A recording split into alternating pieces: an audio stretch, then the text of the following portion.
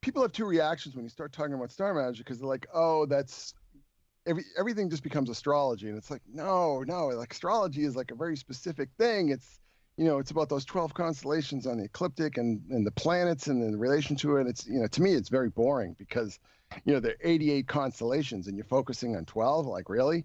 But it's really at the core. Like, I've been reading a lot of Kenneth Grant stuff lately. Don't ask me why. I think it's because I'm completely masochistic.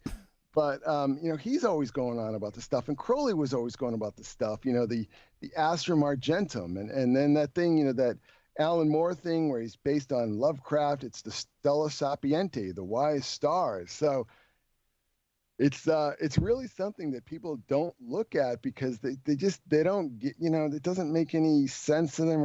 Again, we're all westernized and television, electricity, and all this crap. We don't really take it seriously. But believe me, it's for real, and it's heavy, and some of it can get really dark. Something can get really dark and heavy because it's all about I think a lot of the human sacrifice rituals throughout history were sort of based on the sun and the constellations and all this kind of stuff. We know that about a lot of the Mesoamerican customs and everything. But like I said, Kenneth Grant, this kind of crazy Lovecraft, Crowley, catch as catch can, anything that, it all has to do with like raping 13-year-old girls when you really get to the core of the symbolism, and it's really fucked up.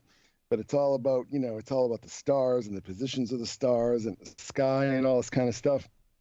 People don't take it very seriously because it just doesn't seem like kind of heavy metal, but it is very heavy metal. It's very serious.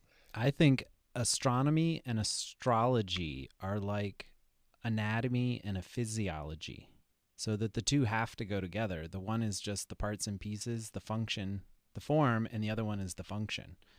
And you need to see them together. And that's what a lot of people, I think, are still missing.